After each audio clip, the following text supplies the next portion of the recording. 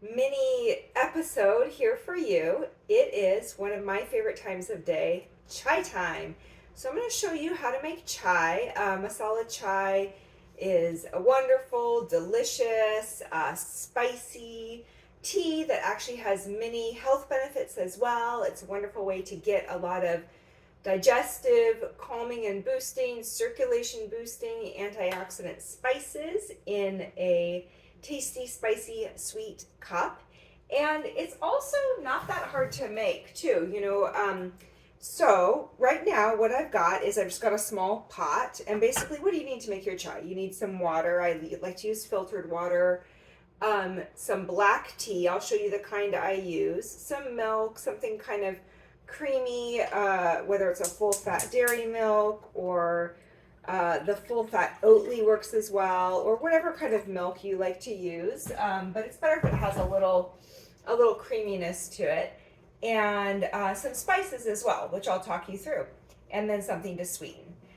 So what I've got going here is just a pot of water, and you can use about 50-50 milk and water, or even a little more water than milk, depending on how creamy you want your chai to be. So, and I'm showing you how I make my chai. So I am not measuring, because that is honestly how I make my chai. I don't measure it out. But I am going to give you some rough approximations here, and then I'll also link out to a couple articles where I give some written out recipes on chai. But I've got, I don't know, maybe a cup and a half of water in this saucepan, and I'm just going to let that come to a boil. And it's like, yeah, you can buy pre-mixed chais from the store, and there's some good ones on the market. But whenever I see things like those bagged chai tea, like a masala chai in a tea bag, I just think, why not just make it yourself? It's not that difficult, and you'll get so much more flavor, so much more satisfaction when you make it yourself. Okay, so my water's coming to a boil, and then I'm taking some freshly ground ginger rhizome here. Okay, and I grated this up. And, if possible, it's nice to use fresh spices. It does give more of a full flavor. But honestly, you can absolutely use powdered spices as well. So nothing wrong with, for instance, taking some powdered ginger. And sometimes if you're a little lacking in one of the spices, you could mix it up and do some whole spices and some powdered. Or if you don't have quite as much, let's say, ginger rhizome on hand as you would like, you could add a little powdered. So, don't be too rigid with this. Over time, when you practice, you'll get familiar, and you'll get to know the look, the flavor, the smell, the ratios, and it will become more and more natural with practice. And what a fun thing to practice, right? Okay, so we've got the water coming to a boil. I've added some ginger. I'm also going to put a cinnamon stick, a piece of cinnamon bark in there, and then some cloves. So I'm using about like 3 to 4 clove buds. You can see little clove buds there. And then the star anise. So star anise, it's not a necessary. I think the ginger to me is absolutely necessary. Star anise is just kind of a nice addition. For me, the basics of chai are really the ginger and cardamom for me are like the keys. And then little black pepper, some cinnamon, some clove, and then you could add in other things like star anise. Okay, and then I've taken here some, in this mortar and pestle here, I've got some black pepper and some clove. And what am I going to do? I'm going to take that and just kind of mash it up a little bit, okay? So I sort of break open the spices here so that they've got a nice, their aromatic oils, their flavors, their benefits can be released,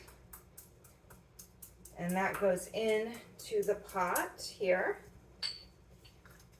Okay, and then we'll let this come to a boil, and it doesn't take long if you're making a small pot. Now, of course, you can adjust this, right? And you can make a big pot if you've got a big family or company, or you can make just a little single pot for yourself. So obviously this can all be adjusted, but again, I've got maybe a cup and a half of filtered water in the pot, maybe a tablespoon of grated ginger, a cinnamon stick, about, I would say, half a dozen cardamom pods, maybe about 10 to 12 black peppercorns, a couple star anise flowers, and then like 4 clove buds.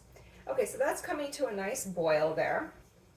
And I'm just going to let that boil, kind of keep on a rolling boil there for about a minute, just so that the tougher spices can start to break down. You know, you could let this go for longer as well.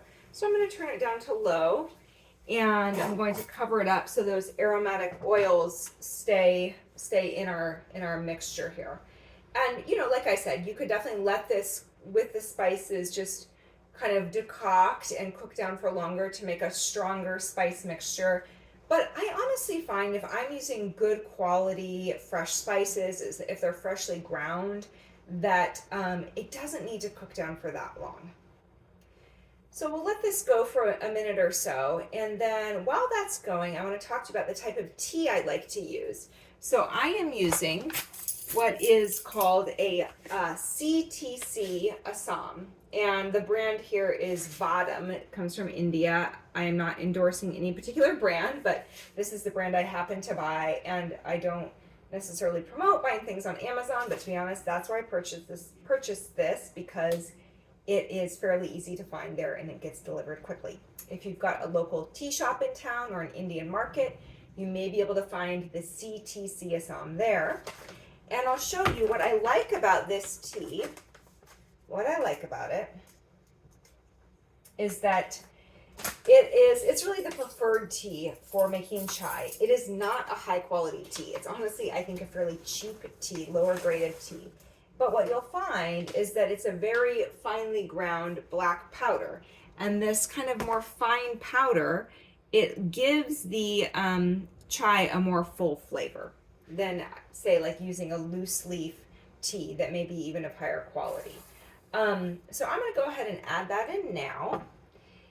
And then, since that water is boiling hot, I'm going to just turn the heat off and again cover up and let that steep for a couple minutes. Now, how long to steep your tea? You definitely do not want to over steep the tea, otherwise it'll get kind of a bitter, acidic taste. So, you know, I would say maybe up to 3 minutes is good, 3-4 minutes, doesn't need to be longer.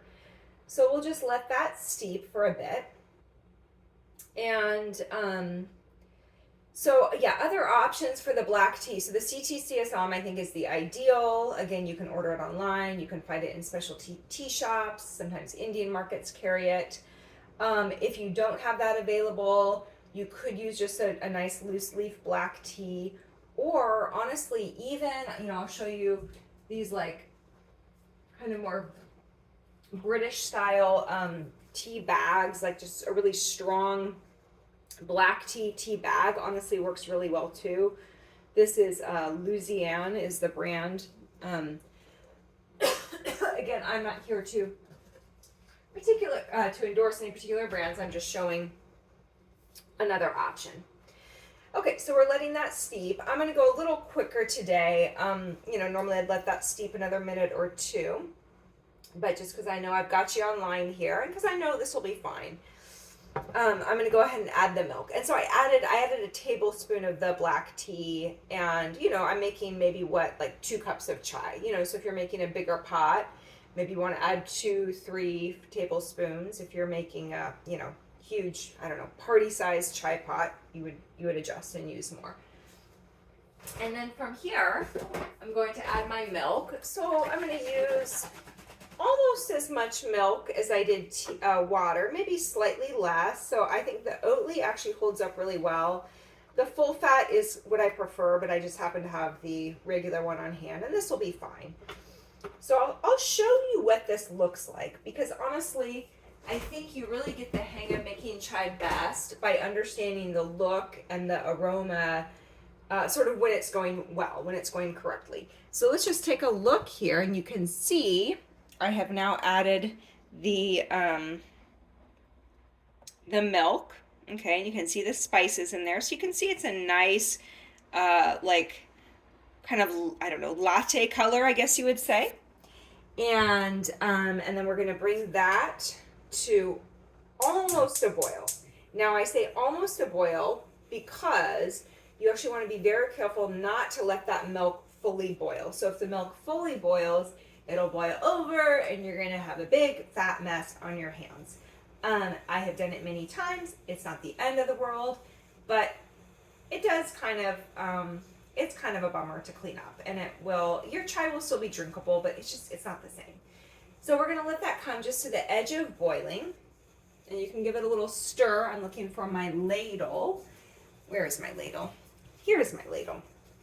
All right, so I'm bringing this just to the edge of boiling here, and I'll show you what that looks like when it's time. Again, you'll come to recognize by the color, when it's going right, and also, you have to adjust for your taste. Some people like a really stronger, darker tea. Some people like it a little more light and creamy, so you'll get to know what you prefer.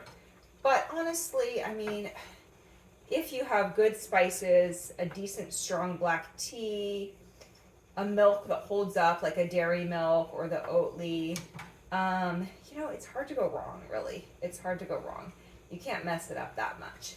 And then just be careful not to let that milk boil over. Be careful not to steep your tea for too long. So just giving it a little stir. You can kind of leave it alone from here. You don't really have to do much with it. But, do kind of keep a close watch once you start to add the milk, especially if you're making a smaller pot, because it will come to a boil quite quickly. And while that's coming to a boil, let's just review some of the benefits of the spices that go into chai. So chai it's appropriate for all doshas, but it's actually really especially nice for vata dosha, because remember, vata dosha tends to have that more sensitive, variable digestion, and all these spices have a nice calming effect on the gut. They help with the assimilation, absorption of our food. They help calm extra gas and bloating. So, and that has an overall warming, kind of cozy effect, which is great in the autumn, in the winter, and really especially good for vata types. Okay, so it's just starting to come to the edge of boiling now. So I'm not going to let it tip over, but you can see just little bubbles are starting to form. And you can see what a beautiful color this is here, right? So it's this nice, just lovely, kind of cappuccino brown color. You can see all those nice spices. If you were to stick your nose over this, careful, but it would smell quite aromatic and lovely. And then, okay, now it's just starting to boil, so I'm going to turn that off. Okay, I'm going to turn it off, and then I'm going to actually cover this up again and let it sit and let it steep for another, I would say, 2 to 4 minutes. Again, you don't want to let it sit too long, otherwise the tea can get bitter. Although I will say, once the milk has added, I will oftentimes let it sit for a couple minutes, take my cup, and then it seems like it's okay if you just kind of leave it alone. You could, after a few minutes, strain the whole mixture through a strainer, and then you'll have, the whole kind of ready to go pot of chai, so that it doesn't continue to steep. But I find that once the milk is in, it's usually okay, because that milk will kind of slow down the strength of the tea. You don't want the tea to get over steeped or overly bitter.